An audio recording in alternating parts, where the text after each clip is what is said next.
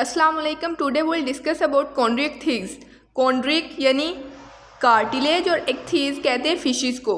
Chondrichthyes यानी cartilaginous fishes के बारे में आज हम डिस्कस करेंगे। इसमें शार्क्स, रेज और इसके कुछ रिलेटिव्स इंक्लूड हैं। चलिए बिस्मिल्लाह करते हैं, स्टार्ट करते हैं। General characteristics. इन कार्टिलेजिनियस फिशिज़ के जनरल करैक्टरिस्टिक्स ये हैं कि they include biggest and most successful predators in ocean. जो समुद्र के बहुत बड़े बड़े जानवर हैं जो सबसे ज़्यादा प्रीडेशन करते हैं, सबसे ज़्यादा शिकार करते हैं समुद्र में, वो कार्टिलेजिनियस फिशीज़ हैं। Include biggest and most successive predators. Predominantly cartilaginous skeleton along with calcium impregnated. इनका जो स्केलेटन होता है ये कार्टिलेजिनियस होता है, यानी कार्टिलेज का बना होता है और उसमें कैल्शियम इम्प्रेग्नेटेड होता है, यानी उसमें कैल्शियम भरा हुआ होता है। एक कुछ एवोल्यूशन के जो एविडेंस है सजेस्ट करते हैं कि इनसे जो पहले इंसेस्टर थे ना, उनमें बनी स्केलेटन डिवेल्प हो चुका था, लेकिन इनमें जब पहुंचे तो वो बनी स्केलेटन डिस्पर्स हो गया, लॉस्ट हो गया, या किसी वजह से ज़ाया हो गया। तो इनमें कहीं कहीं बनी स्केलेटन के जो ओसिफाइड स्केलेटन के एविडेंस मिलते हैं, यानी जैसे ये कैल्शियम इम्प्रेग्नेटेड होती है काफ़ी जगहों पे इन पे, यानी इनका प्रीडोमिनेंटली तो कार्टिलेजिनियस स्केलेटन है लेकिन कैल्शियम भी इम्प्रेग्नेटेड होती है कहीं कहीं। इसके अलावा कि इसके 750 स्पीशीज़ है जो इस वक्त ज़िंदा है। 750 लिविंग स्पीशीज़ है, include sharks, rays and skates, जिनमें सबसे ज़्यादा शार्क जिनको हम जानते हैं, इसके अलावा रेज होती है और स्केट्स वगैरह होती हैं। A second group include ratfishes and chimaeras. Ratfishes ये कुछ जैसे होते हैं नहीं, ये चूहे रेड टाइप होती हैं फिशीज़, जिनको रेड फिशीज़ कहते हैं, और कीमेरास होती हैं। ये तकरीबन एक दूसरे से इंटर रिलेटेड है। Morphologically little change in 300 million years. 300 साल मिलियन ईयर्स में थोड़ा बहुत ही चेंज आया है इनमें। Today we are threatened with overfishing. आजकल इनमें इनकी सबसे ज़्यादा थ्रीटन्ड है, यानी इनको एक्सटिंक्ट होने का खतरा है क्योंकि बहुत ज़्यादा फिशिंग हो रही है। जैसे कि अटलांटिक ओशन में 75% इनकी डिक्लाइन हो गई है, मतलब बहुत ज़्यादा पॉपुलेशन इनकी कम हो चुकी है। हमने कार्टिलेजिनियस फिशिज़ के जनरल करैक्टरिस्टिक्स में कितनी चीज़ें देखी? टोटल हमने 7 चीज़ें देखी। पहली चीज़ कि इसमें सबसे ज़्यादा अबंडेंट और सक्सेसिव प्रीडेटर्स होते हैं। दूसरी हमने देखेंगे ये कार्टिलेजिनियस स्केलेटन होता है लेकिन कहीं कहीं कैल्शियम भी इम्प्रेग्नेटेड होती है। तीसरी चीज़ हमने देखी कि 750 लिविंग स्पीशीज़ होते हैं जिसमें शार्क, रेज और स्केट वगैरह शामिल है। और इसका जो दूसरा ग्रुप है उसमें रेड फिशीज़ और कीमेरास रखे गए हैं। और हमने जो पांचवी चीज़ देखी, छठी चीज़ देखी कि इनमें 300 मिलियन ईयर्स में बहुत कम चेंजेस आई हैं और आजकल इनको एक्सटिंक्ट का खतरा है, यानी 75% अटलांटिक ओशन में, नॉर्थ वेस्ट अटलांटिक में ये डिक्लाइन हो चुके हैं क्योंकि बहुत ज़्यादा ओवर फिशिंग हो रही है, लोग बहुत ज़्यादा खा रहे हैं, फिशिंग कर रहे हैं, इनकी डिमांड बढ़ रही है, लेकिन इनकी पॉपुलेशन में बहुत ज़्यादा कमी आ रही है। इनके बारे में अब अगर हम एवोल्यूशन के हिसाब से बात करें तो Chondrichthyes first coined in 1880। Scientist thought in mineralization started evolve from Chondrichthyes. Scientist का ख्याल था कि जो मिनरलाइजेशन है यानी बोन की फॉर्मेशन है वो इनसे कार्टिलेजिनियस फिशीज से स्टार्ट हुई है, कि पहले कार्टिलेजिनियस फिशीज में मिनरलाइजेशन हुई है, फिर बड़ी फिशीज में मिनरलाइजेशन हुई है। ये सोचने की वजह ये थी कि इनमें इनकी स्केल्स वगैरह में, इनके टीथ में, इनकी वर्टिब्रा की लेयर्स में ट्रेसेस ऑफ बोन्स, यानी कहीं कहीं ऐसे एरियाज पाए जाते हैं जहाँ पे ओसिफिकेशन हुई है, यानी यहाँ पे कैल्शियम या फास्फेट वगैरह कोई चीज़ प्रेजेंट हो। तो इस वजह से साइंटिस्ट ने सोचा कि यहीं से ओसिफिकेशन स्टार्ट हुई होगी, लेकिन बाद में एविडेंस ने सजेस्ट किया कि नहीं, ओसिफिकेशन इनसे नहीं स्टार्ट हुई, मिनरलाइजेशन इनसे स्टार्ट नहीं हुई, इनसे पहले भी इंसेस्टर में मिनरलाइजेशन मौजूद थी। यानी chondrichthyans have traces of bones in scales और बेस ऑफ टीथ। स्केल्स में इनके जो बोन के ट्रेसेस होती हैं, बेस ऑफ टीथ में होती है, और some sharks in thin layer of vertebra की थिन लेयर में भी बोन के ट्रेसेस होते हैं। बोन के ट्रेसेस होने का मतलब ये नहीं कि हड्डियाँ मौजूद है, ये जैसे कबाब में हड्डी की मिसाल लेते हैं, वो उस तरह हड्डी नहीं है। इसमें कहीं कहीं ओसिफिकेशन या मिनरलाइजेशन है, यानी स्मूथ पार्ट में कहीं कहीं सख्त हिस्से आ जाते हैं। Have bone like tissues in early chondrichthyans such as fin skeleton of shark that lived in Carboniferous period. कुछ में जो बोन लाइक टिश्यू प्रेजेंट होते हैं, जैसे कि शार्क्स में प्रेजेंट थे बोन लाइक टिश्यूज। इसी वजह से सोचा जाता है कि इनसे ओसिफिकेशन या मिनरलाइजेशन स्टार्ट हुई है, जो कि कार्बोनिफेरियस पीरियड में शार्क्स में भी उनके फिन्स में उनके बोन लाइक टिश्यूज प्रेजेंट थे। Have restricted distribution of bones. ये भी एक एवोल्यूशनरी थॉट है, ये भी एक सोच है कि इनमें बोन्स की जो है रिस्ट्रिक्टेड डिस्ट्रीब्यूशन है, यानी ग्नेथोसोम्स के बाद इनमें बोन की कंडीशन कुछ इस तरह के कहीं कहीं रिस्ट्रिक्ट होके डिस्ट्रीब्यूशन हुई है। साइंटिस्ट कहना ये चाहते हैं कि असल में इनमें पूरी बोन्स थी जो कहीं कहीं जाके टूट के रह गई हैं, कुछ ख़त्म हो चुकी हैं। लेकिन क्योंकि साइंस बहुत कंफ्यूज है इस बारे में, बहुत ज़्यादा एविडेंस नहीं मिले, बहुत ज़्यादा फोसिल रिकॉर्ड नहीं मिला, इसलिए इनके बारे में बहुत सारे शुबहात हैं कि कि इनसे मिनरलाइजेशन स्टार्ट हुई या इनके इंसेस्टर से। बहरहाल हमने जो एवोल्यूशन में इनके बारे में 3 चीज़ें पढ़ी हैं कि पहली चीज़ हमने पढ़ी कि इनमें बोन्स के कुछ ट्रेसेस मौजूद हैं। कहाँ ट्रेसेस मौजूद है? स्केल्स में मौजूद है, टीथ में मौजूद है, वर्टिब्रा में। कितनी जगह पे मौजूद है? 3 जगहों में ट्रेसेस ऑफ बोन्स मौजूद है। पहली स्केल, दूसरी टीथ, तीसरी वर्टिब्रा। इनके बारे में हमने जो दूसरी चीज़ पढ़ी कि बोन लाइक टिश्यूज़ होते हैं अर्ली कॉन्ड्रिक थिंग्स में, जैसे शार्क्स में प्रेजेंट थे जो कार्बोनिफेरियस पीरियड की थी। दूसरी चीज़ क्या पढ़ी हमने कि बोन लाइक टिश्यू प्रेजेंट होते हैं जैसे कि कार्बोनिफेरियस पीरियड की शार्क्स में प्रेजेंट थे। तीसरी चीज़ हमने पढ़ी कि इनमें बोन्स की रिस्ट्रिक्टेड डिस्ट्रीब्यूशन है। ये तीनों चीज़ें बिल्कुल एविडेंट, आज के दौर की एविडेंट नहीं, ये हम फॉसिल रिकॉर्ड से हम सोच रहे हैं, फॉसिल रिकॉर्ड से एक नतीजा निकाल रहे हैं। ये था इसका एवोल्यूशन में रोल। अब हम देखते हैं इनके जनरल करैक्टरिस्टिक्स के बारे में। जनरल करैक्टरिस्टिक्स में इनकी पहली स्ट्रीमलाइन बॉडी होती है। स्ट्रीमलाइन बॉडी यानी कुछ इस तरह की बॉडी होती है। ये स्विफ्ट स्विमर्स होते हैं, यानी बहुत तेज़ तैरते हैं और do not manoeuvre very well. ये बहुत ज़्यादा अपने इर्द गिर्द प्रेशर की चीज़ों को नहीं डिटेक्ट करते। बिलोंग टू कॉन्ड्रिक्थियंस, यानी ये शार्क वगैरह जो है ये कॉन्ड्रिक्थियन से कार्टिलेजिनियस फिशेज से बिलोंग करती है, इसलिए इनका जो स्केलेटन है वो कार्टिलेज का बना हुआ होता है। कंटिन्यूसली इनको स्विम करना पड़ता है। ये मतलब बहुत कम है कि रेस्ट करती हैं, कभी कभी है कि सरफेस पे आके रेस्ट करती है, ज़्यादातर कंटिन्यूसली स्विमिंग ही करती हैं। इनमें लंग्स नहीं होते। इनके जो शार्क्स के जनरल करैक्टरिस्टिक थे कौन से थे कि पहली इनकी स्ट्रीमलाइन बॉडी होती है, दूसरी स्विफ्ट तेज स्विमिंग करते हैं और कंटिन्यूस स्विमिंग करते हैं, हमेशा स्विमिंग करते रहते हैं क्योंकि इनकी बॉडी काफ़ी भारी होती है। अगर स्विमिंग ना करें तो इनको डूबने का खतरा होता है। और अगली हमने चीज़ पढ़ी कि ये कार्टिलेजिनियस स्केलेटन रखते हैं। नेक्स्ट हम इनके मूवमेंट को डिस्कस करते हैं। Movement in sharks. शार्क बहुत भारी होती है, ये मूव कैसे करती है? ये इनको पहली बात है कि भारी होने की वजह से इनको कंटिन्यूसली मूव करना पड़ता है। कंटिन्यूसली मूव करने के लिए ये अपने फिन्स की हेल्प लेती है, यानी फिन्स इनको मूव करवाते हैं। They swim continuously and sink if stop swimming, यानी ये डूब जाते हैं अगर स्विम करना बंद कर दे। They are denser than water, ये पानी से भरे होते हैं, but they come to rest at sea floor. During the rest they use muscles और jaws and pharynx to pump water into gills. अच्छा, यहाँ पे उन्होंने लिखा है कि ये रेस्ट भी कर लेते हैं। कि पहली बात है कि ये भारी होते हैं इसलिए इनको क्या करना पड़ता है? हमेशा स्विमिंग करनी पड़ती है। बहुत कम है, जैसे कि यहाँ पे लिखा है कि ये रेस्ट करते हैं। रेस्ट कैसे करते हैं कि अपने जाज के मसल को और फेरेक्स को और जाज के मसल को, दो चीज़ों को यूज़ करते हैं। इनकी वजह से क्या करते हैं कि अपने गिल्स में पानी पंप करते हैं। पानी पंप करने की वजह से एक बुयांसी डेवलप होती है जिसकी वजह से ये सरफेस के ऊपर रहते हैं, यानी ये डूबते नहीं हैं। असल में तो ये तब भी स्विमिंग कर रहे होते हैं, लेकिन स्विमिंग वो फुल बॉडी की स्विमिंग नहीं कर रहे होते, सिर्फ इसके मसल्स और जाज यूज़ हो रहे होते हैं। कैसे ये करते हैं swimming? Powerful movement of trunk and caudal fins move them forward.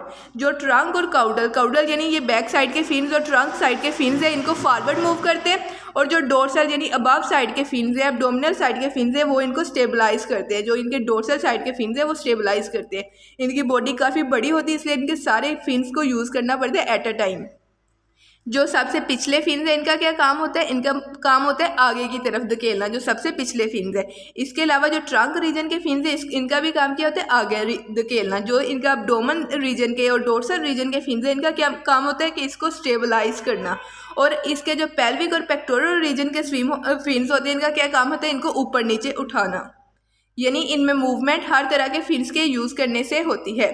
Continuously move करते हैं। बहुत कम है कि ये स्विमिंग को स्टॉप कर दे, लेकिन अगर कभी भी रेस्ट करें तो तब भी ये स्विमिंग कर रहे होते हैं। इनके मसल और जाज यूज़ हो रहे होते हैं। स्विमिंग में इनके सारे ये फिन्स यूज़ होते हैं। जो काउडल और ट्रंक फिन्स हैं इनका क्या काम होता है? मूव फॉरवर्ड करना होता है। और जब इनके जो डोर्सल फिन्स हैं ये क्या काम करते हैं? स्टेबलाइज करते हैं। जबकि पेक्टोरल और पेल्विक फिन्स क्या करते हैं? इनको ऊपर नीचे उठाते हैं। अब आगे बुयांसी। इन शार्क्स में बुयांसी होती है। बुयांसी क्या होती है कि इनको अपवर्ड लिफ्ट यानी इनको पानी के ऊपर लिफ्ट प्रोवाइड करती है। Buoyancy is a force that cause any object to float, यानी it is exerted on object that is partially or wholly dispersed in fluid.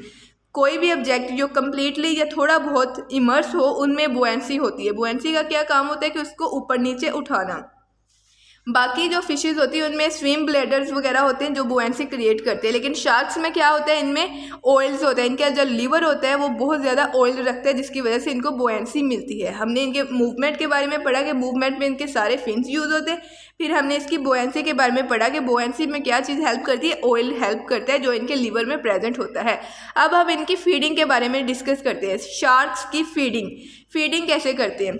जो काफ़ी सारी जो लार्ज शार्क्स और रेज होती है ये सस्पेंशन फीडर्स होते हैं। सस्पेंशन फीडर्स का हमने लैंसिलेट्स में भी पढ़ा है कि सस्पेंशन फीडर क्या होता है कि ये पानी अंदर आता है, जो उनमें जानवर होते हैं वो ट्रैप हो जाते हैं, पानी बाहर चला जाते हैं और जानवर उसके बाद फेरिक्स में जाते हैं और डाइजेशन हो जाती है। ये होती है सस्पेंशन फीडिंग।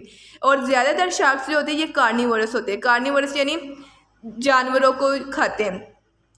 क्योंकि ये काफ़ी बड़े जानवर होते हैं, शार्क्स खुद बहुत बड़ी बड़ी मछलियाँ होती है, इसलिए ये पूरे का पूरा बंदा निगल जाती है। लेकिन अगर कोई बंदा बहुत बड़ा हो, कोई जानवर बहुत बड़ा हो, तो उसको क्या करती हैं कि अपने जो फिन्स वगैरह की मदद से उसको चीर फाड़ देती हैं। For tearing they have several rose of teeth, इनमें काफ़ी ज़्यादा टीथ होते हैं जो चीरने फाड़ने में मदद देती है अगर कोई बड़ा जानवर हो। अगर छोटा हो तो ये वैसे ही निगल लेती है। Gradually move in front of mouth as old are lost, ये जो इनके टीथ होते हैं अगर कोई भी पुराने टीथ लॉस्ट हो जाएं तो अंदर से बाहर की तरफ मूव करना शुरू हो जाते हैं, यानी इनके बाहर के टीथ हमेशा रहते हैं। बाहर वाले लॉस्ट हो जाए तो अंदर से बाहर आ जाते हैं, वो स्पेस फिल हो जाती है, यानी बाहर वाले टीथ की जगह खाली नहीं रहती। इसके अलावा इनका जो डाइजेस्टिव ट्रैक्ट होता है वो दूसरे वर्टिब्रेट्स के मुकाबले छोटा होता है। डाइजेस्टिव ट्रैक्ट छोटा होता है, बाकी बॉडी बड़ी होती है। Within intestine is a spiral valve a corkscrew shaped ridge होती है। इस तरह कॉर्क सक्रियो शेप्ड रिज होती है इनके इंटेस्टाइन में, जो सरफेस एरिया इंक्रीज करती है ताकि जो फूड है उसे आहिस्ता आहिस्ता फूड बहुत जल्दी ना जाए। जल्दी जाएगी तो डाइजेशन कम होगी। जल्दी का यही काम है ना कि तेज़ तेज़ काम होगा, एक जगह पे रुकेगी कम मतलब अब्जॉर्प्शन कम होगी, उसकी जो न्यूट्रिएंट्स वगैरह उसकी यूजेज कम होगी। तो इसकी जो सरफेस एरिया को इंक्रीज़ करने के लिए कॉर्क सक्रियो शेप्ड रिज होती है जो इसका सरफेस एरिया इंक्रीज़ करती है ताकि फूड आहिस्ता आहिस्ता पास करे, उसकी पैसेज को प्रोलॉन्ग करती है। फीडिंग में हमने टोटल 5 चीज़ें पढ़ी। पहली चीज़ हमने क्या देखी कि इनकी जो शार्क्स होती है, जो बड़ी बड़ी शार्क्स होती है, ये सस्पेंशन फीडर्स होती है और जो ज़्यादातर होती है वो कार्निवोरस होती हैं। कार्निवोरस का क्या करती है कि या तो ये स्वेलो करती है, अगर स्वेलो ना करे तो अपने टीथ की मदद से ये क्या करती है, टीयरिंग करती है। फिर हमने इनके डाइजेस्टिव सिस्टम के बारे में देखा जो कि दूसरे वर्टिब्रेट्स के मुकाबले छोटा था, और इनकी इंटेस्टाइन में काफ़ी सारे कॉर्क सक्रियो शेप्ड रिजेस है जो क्या करते थे, इनका सरफेस एरिया इंक्रीज करते थे, इनकी पैसेज को प्रोलॉन्ग करते थे ताकि इजीली डाइजेस्ट हो जाए। आगे हम इनके सेंसेस के बारे में बात करते हैं। जो शार्क्स हैं, क्योंकि ये कॉन्ड्रियोक्थीस काफ़ी डेवलप्ड है, वर्टिब्रेट्स के तकरीबन करीब है, जो एडवांस्ड वर्टिब्रेट्स हैं, टेट्रापोड्स जो लैंड एनिमल्स हैं, तो ये काफ़ी ज़्यादा सेंसेस में इनमें प्रेजेंट होती है। Acute senses and adaptation for their life active life style, इनका जो लाइफ स्टाइल होता है काफ़ी ज़्यादा एक्टिव होता है, काफ़ी ज़्यादा इनको एक्टिविटी शो करनी पड़ती है, तो इसलिए इनकी जो सेंसेस होती है अडेप्टेड होती है। They have vision but can not distinguish colours, इनकी जो नज़रें होती है ना ये बहुत तेज़ होती हैं, मतलब काफ़ी तेज़ नज़रें होती है, दूर दूर तक देख सकती है, लेकिन ये कलर्स को डिस्टिंग्विश नहीं कर सकती कि रंग बिरंगी चीज़ें नहीं देख सकती, सिर्फ जो इनमें डिज़ाइन होती हैं वही चीज़ें देख सकती हैं। इनके जो नोस्ट्रिल होते हैं वो डेड एंड कप्स में ओपन करते हैं, बाकी वर्टिब्रेट्स की तरह डेड एंड कप्स में ओपन करते हैं। और जो इनके नोस्ट्रिल होते हैं ये स्मेल के लिए इस्तेमाल नहीं होते, ये स्मेल के लिए इस्तेमाल होते, ब्रीथिंग के लिए इस्तेमाल नहीं होते। हमारे जो नोस्ट्रिल्स हैं ये ब्रीथिंग के लिए इस्तेमाल होते हैं, जबकि इनके नोस्ट्रिल सिर्फ ओल्फैक्टरी स्मेल के लिए इस्तेमाल होते हैं। इसके अलावा they can detect electric field generation यानी एम्प्यूला फ्लोरेंसी नाम के इनमें एक ऑर्गन होता है जिसमें मैकेनो रिसेप्टर्स होते हैं, जो मसल्स दूसरे एनिमल्स के मसल से जो इलेक्ट्रिक फील्ड उनकी मूवमेंट से इलेक्ट्रिक फील्ड प्रोड्यूस होते हैं उसको डिटेक्ट कर सकते हैं। इसके अलावा इनमें जो साउंड ट्रांसमिशन होती है वो होल बॉडी के जरिए होती है, यानी इनमें ईयर ड्रम नहीं होता, जैसे हमारे अंदर ईयर ड्रम है, ईयर ड्रम से बाकी हिस्सों में जाते हैं, इनमें ऐसे नहीं होता। इनमें पूरा जिस्म इनके कानों तक, इनके जो रिक्वायर्ड एरिया होते हैं वहाँ तक साउंड की ट्रांसमिशन कर रहे होते हैं। इनमें हमने 4 तरह की सेंसेस पढ़ी। पहले हमने इनकी विजन के बारे में पढ़ा, फिर हमने इनकी स्मेल की सेंस के बारे में पढ़ा, फिर हमने इनकी इलेक्ट्रिक फील्ड की सेंस के बारे में पढ़ा, और चौथी सेंस हमने साउंड ट्रांसमिशन के बारे में पढ़ा। ये थे इनकी सेंसेस के बारे में इंफॉर्मेशन। आगे हम देखते हैं इनके रिप्रोडक्शन के बारे में इंफॉर्मेशन। इनकी जो फर्टिलाइजेशन होती है इंटरनल होती है। शार्क्स की फर्टिलाइजेशन क्या होती है, इंटरनल होती है, इनसाइड दी बॉडी होती है fertilisation. Male has a pair of clasper organ होता है जो फीमेल्स में स्पर्म वगैरह ट्रांसमिशन के लिए यूज होते हैं। और its pelvic fins for sperm transmission to female. Some oviparous, कुछ ओविपेरस होते हैं, कुछ ओवोविविपेरस होते हैं, कुछ विविपेरस होते हैं, यानी सारे मिक्स्ड होते हैं। ओविपेरस भी होते हैं, कुछ यानी अंडे देते हैं, उससे बाहर आके न्यू यंग वन की बर्थ होती है, कुछ अंदर ही अंडे के अंदर उसकी नरिशमेंट करते हैं, और कुछ यंग वन को बर्थ देते हैं। तीनों तरह के इनमें होते हैं। Male has a pair of clasper male में क्लैस्पर्स होते हैं जो कि फीमेल में ट्रांसफ़र के लिए यूज़ होते हैं, जो स्पर्म्स ट्रांसमिशन के लिए यूज़ होते हैं। जो ओवीपेरस होते हैं ये फर्टिलाइज्ड एग ओविडक्ट में रिटेन करते हैं, यानी इनमें फर्टिलाइज्ड एग ओविडक्ट में होता है जो कि एग की योक से नरिश होता है या फिर एम्ब्रियो जो बोर्न होती है after hatching with an uterus. और जो होते हैं विविपेरस ये मदर के ब्लड के ज़रिए या फिर योक वगैरह के ज़रिए नरिशमेंट हासिल करते हैं इनसाइड दी बॉडी। इस तरह ये ओवीपेरस भी होते हैं, विविपेरस भी होते हैं, ओवोविविपेरस भी होते हैं। ये थे इनके रिप्रोडक्टिव सिस्टम के बारे में इंफॉर्मेशन। अब हम इनको दोबारा थोड़ा बहुत देख लेते हैं कि बहुत ज़्यादा लंबा टॉपिक नहीं है, बहुत आसान सा टॉपिक। इनके जनरल करैक्टरिस्टिक्स से पहली चीज़ क्या है, ये कार्टिलेजिनियस फिशेज़ के जनरल करैक्टरिस्टिक्स है, यानी सबसे बड़े काफ़ी बड़े बड़े प्रीडेटर्स इनमें शामिल होते हैं, कार्टिलेजिनियस होते हैं। इनमें 750 लिविंग स्पीशीज़ है, इसमें रेड फिशेज़ वगैरह भी शामिल है। और 300 मिलियन ईयर्स में भी बहुत कम चेंजेस आए इनमें, यानी बहुत ज़्यादा एडवांस नहीं हुए इनमें। और आजकल इनको एक्सटिंक्ट होने के खतरात हैं। इसके अलावा हमने एवोल्यूशन में देखा कि एवोल्यूशन के साइंटिस्ट कहते हैं कि इनसे एवोल्यूशन स्टार्ट हुई है मिनरलाइजेशन की, लेकिन कुछ साइंटिस्ट ने खुद ही इसको डिनाई कर दिया कि नहीं, इनसे मिनरलाइजेशन नहीं स्टार्ट हुई, मिनरलाइजेशन इनसे इंसेस्टर्स से स्टार्ट हुई थी। इनकी मिनरलाइजेशन के जो एविडेंस मिले थे, इनकी बोन स्केल और टीथ वगैरह में इनके बोन के एविडेंस वगैरह मौजूद थे। इसके अलावा जो शार्क्स थी, जो कॉर्बोनिफेरियस पीरियड की शार्क्स थी, उनमें भी एविडेंस मौजूद हुए हैं कि उनमें इम्प्रेगनेटेशन ऑफ कैल्शियम वगैरह हुई है। इसके अलावा इनकी रिस्ट्रिक्टेड डिस्ट्रीब्यूशन ऑफ बोन्स है। और शार्क्स के जो जनरल करैक्टरिस्टिक थे वो हमने देखे कि स्ट्रीमलाइन बॉडी थे, स्विफ्ट स्विमर थे, कंटिन्यूस स्विमिंग करते थे, मैन्यूवरिंग नहीं करते थे ज़्यादा सही तरह। इसके अलावा कार्टिलेजिनियस स्केलेटन प्रेजेंट था। और मूवमेंट के बारे में देखा कि इनमें सारे फिन्स जो काउडल और ट्रंक के फिन से ये फॉरवर्ड मूव करने के लिए इस्तेमाल होते थे, जो डोर्सल फिन से स्टेबलाइज करने के लिए, और पेक्टोरल पेल्विक फिन्स जो थे ये लिफ्ट करने के लिए यूज़ होते थे। फिर हमने इनकी बोयेंसी के बारे में पढ़ा, फीडिंग के बारे में पढ़ा, कुछ सस्पेंशन फीडिंग होते हैं, कुछ कार्निवोरस फीडर्स होते हैं, इनके डाइजेस्टिव सिस्टम के बारे में पढ़ा। फिर हमने इनकी सेंसेस के बारे में पढ़ा कि 4 तरह की सेंसेस होती है। और आखिर में हमने इनके रिप्रोडक्टिव सिस्टम के बारे में पढ़ा। जज़ाकल्लाह, थैंक यू वेरी मच।